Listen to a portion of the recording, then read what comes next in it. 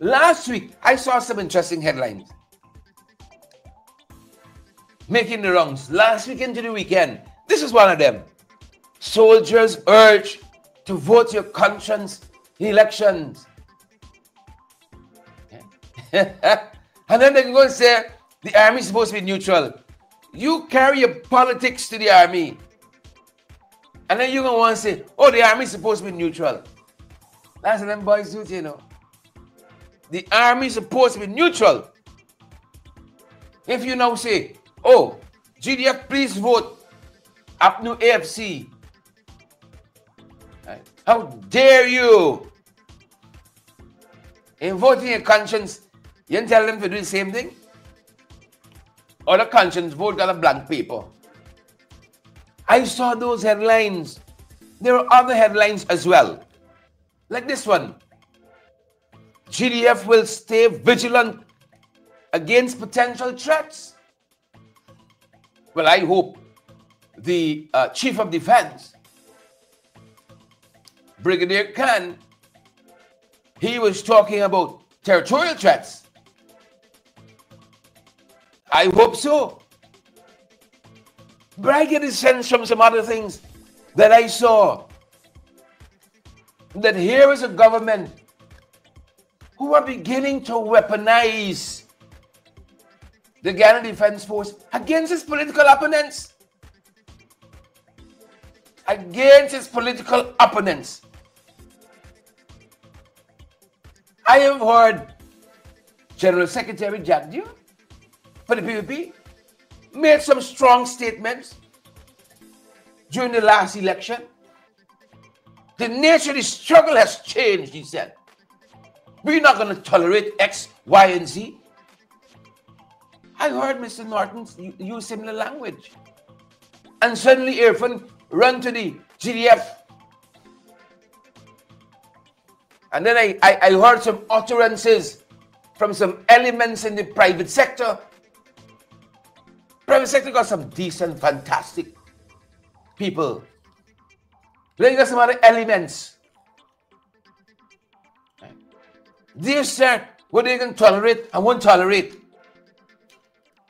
You see, when we start fiddling with our security apparatus as a country, fiddling with the police, fiddling with the GDF, fiddling with the discipline services, you're in a bad spot. We're in a bad spot. Last evening we learned, that 6 soldiers were shot at and shot by heavily armed men on the border. Heavily armed men. I am quite surprised that I didn't see an address to the nation at 10, 11, 12 o'clock last night. Irfan Ali was jumping alive for the most nonsensical of things, throwing all kind of hints against their political opponents. I'm surprised I haven't seen a press statement out of the same Kovakamites. And I've said it's not everybody in the private sector, it's a couple of them. I'm surprised I haven't seen a statement out of them as yet. 6. This is an Irfan Ali watch, Commander-in-Chief. 5 we lost in a helicopter crash. GDF officers, we're still waiting to see what the black box has to offer. And now we're learning that in the Cuyuni River, yesterday, 6 of our soldiers were shot at by the syndicatos, according to the reports. I didn't see Priya Manichan say nothing on Facebook. These are folks who are the flip of a coin. Kwame McCoy, Vindhya Prasad would say something, but I can't see a word out of them. Not even to say, y'all in our thoughts and prayers are brave men and women in uniform, as they are. Nada. This cannot become the norm. And I hope Guyanese at home and abroad, I hope all of that bluster that folks like Ashni Singh has for the parliamentary opposition, I hope they remember as we approach this 55th Republic anniversary who the real enemies are, because they've taken their eyes off of that. And that is why we're seeing some of the incursions that we're seeing. Mayor prophesied, I think during the last energy conference, or in one of the energy conferences that we've had. We're having one right now. I saw the president of the Dominican Republic is with us. That we can become tenants in our own country. I can't tell when last in recent history we've had this. Venezuelans shot at our soldiers, 6 of them. And then you have all kinds of things coming out now. I was made to understand that the helicopter, one of the GDF helicopters, or the helicopter that was supposed to evacuate these men, were not available. But it's got helicopters to fly airframe all over the place though. We've got helicopters to fly airframe all over the place. They said the helicopter breakdown, the Bell helicopter. So the men that were shot were left stranded.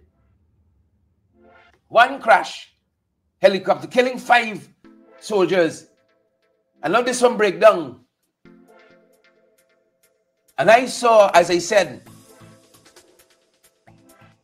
the chief of defense say he ready for anything, for any threats. But I hope, right, that y'all respond.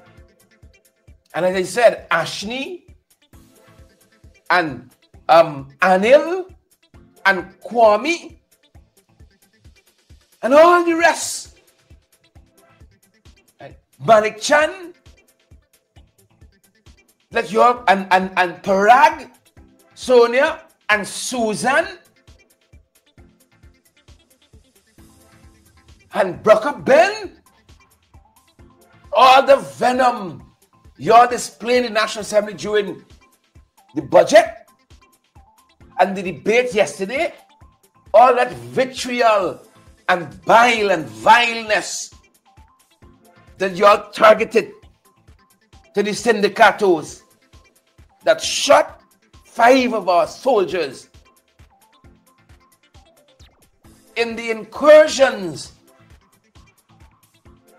into our territorial integrity. The soldiers are the first line of defense. And to see these men like this is so heartbreaking. I said it in the National Assembly, and I'll say it again.